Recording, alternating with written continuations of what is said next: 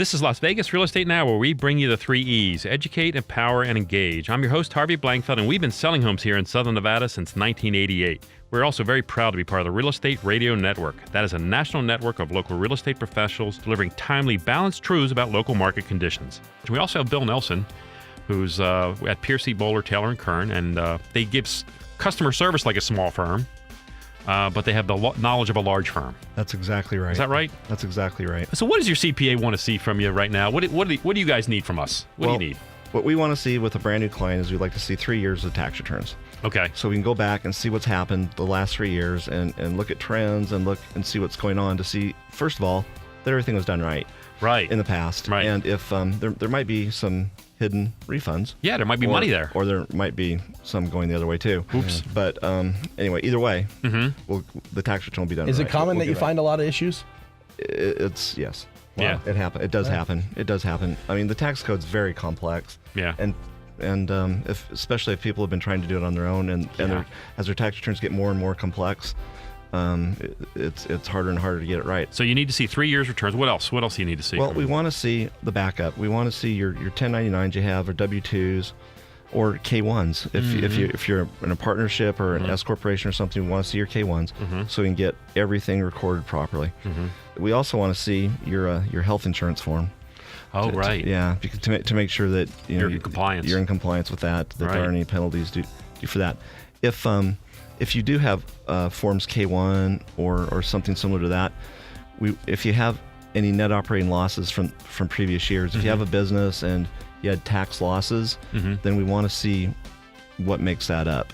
Right. How that was arrived. You want to validate it. Right. Yeah. And we want to make sure it's calculated properly. And maybe once again, maybe there's some extra losses we can find. We can put out into the future that can help out. Great. Help out in the future. Do we have to bring you like a big box of receipts and stuff like you hear about those in the movies and things? I'm so glad you asked that.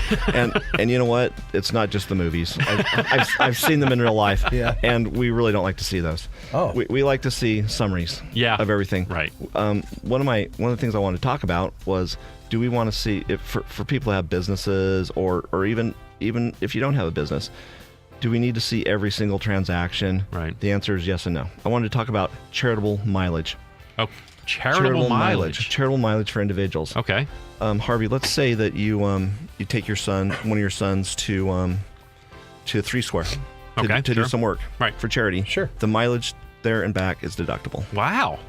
Okay. And the rate is less than the normal mileage rate. It's Right. not 56 cents per mile. It's a little bit. It's less. But it's something. But it's a deduction. Wow. Okay. So if you do that is deductible. But you need to track it. Right. You need to. Right. You need Keep to track a log. it contemporaneously is the word that the IRS likes to say. Yes. That means at the same time as you go. So let's say if you have a business. Let's say you own some rental properties. What do we want to see? Well, some things that are deductible are HOA fees. We want to see mortgage statements, of course. Right. And on the mortgage statement, generally, the property taxes are on there as well. Insurance, landscaping. How about landscaping? Sure. Or how about traveling back and forth to the rental property to check it out and make sure that it isn't totally destroyed? Right. How about if I live in California, but I have a property here and I fly to Vegas to look at my property?